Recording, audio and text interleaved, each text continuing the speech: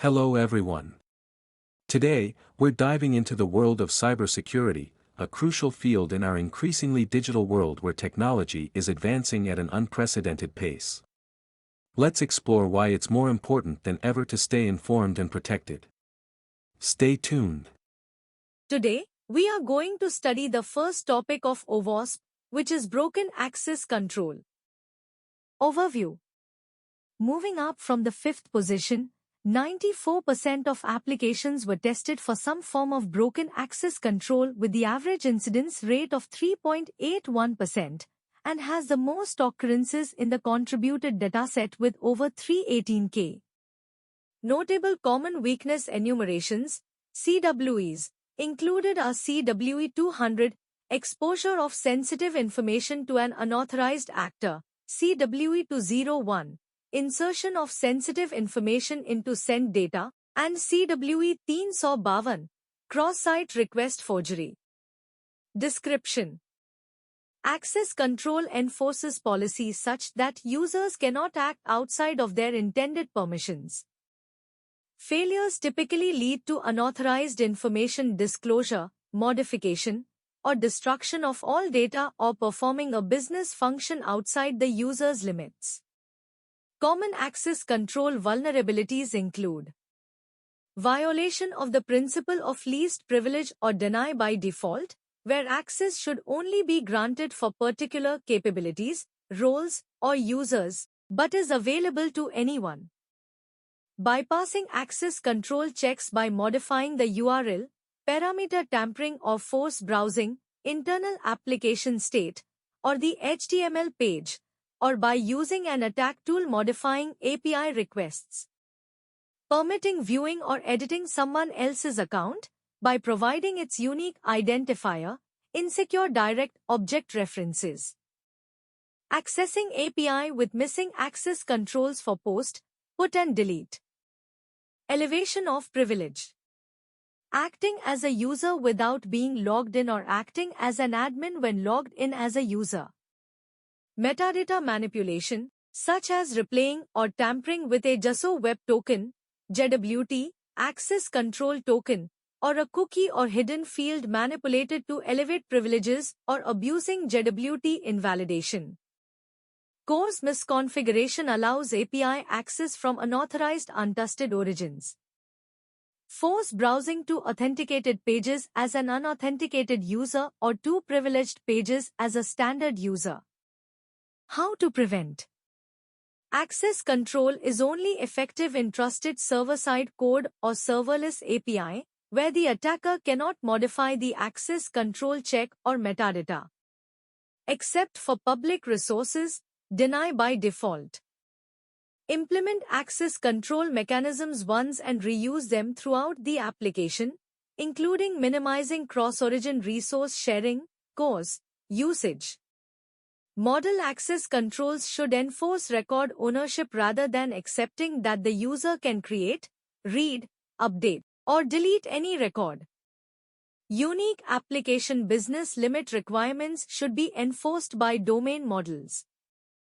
Disable web server directory listing and ensure file metadata, e.g., .git, and backup files are not present within web routes. Log access control failures, alert admins when appropriate, e.g., repeated failures. Rate limit API and controller access to minimize the harm from automated attack tooling. Stateful session identifiers should be invalidated on the server after logout. Stateless JWT tokens should rather be short-lived so that the window of opportunity for an attacker is minimized. For longer-lived JWTs, it's highly recommended to follow the OAuth standards to revoke access. Developers and QA staff should include functional access control unit and integration tests. Now, let's discuss a few examples of attack scenarios. The attack scenario described here involves a common security vulnerability known as SQL injection. Let's break down the example to understand how the attack works. Components of the attack. 1. Unverified data in SQL call. The application constructs SQL queries using data directly from user input. in the provided code snippet. Here, PSTMT refers to a prepared statement, which is intended to help safeguard against SQL injection, but the vulnerability arises from how the input is handled.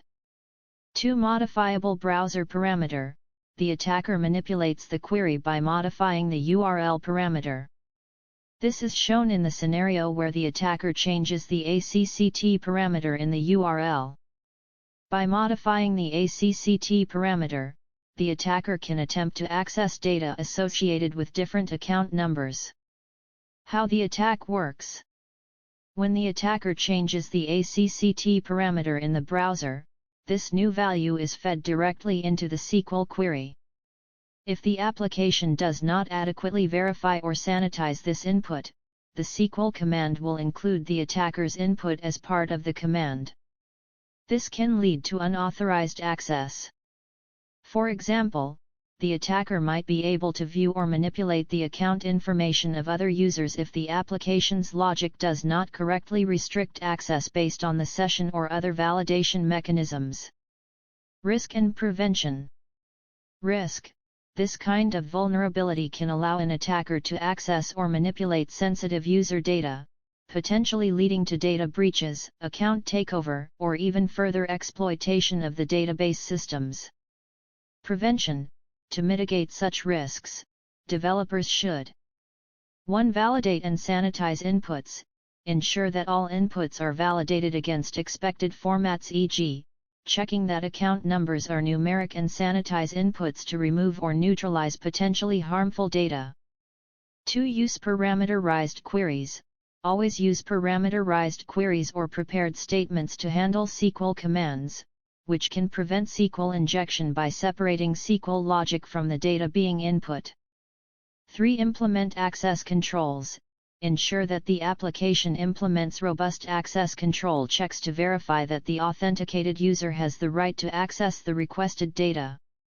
This scenario is a textbook example of why input validation and prepared statements are crucial in web application security, particularly when handling data that can be manipulated by users through the front end. Thank you all for tuning in and exploring the essentials of cybersecurity with us today. Remember, knowledge is your best defense in the digital world, so keep learning and share what you know with others to help build a safer online community. Stay curious, stay safe, and see you in the next video.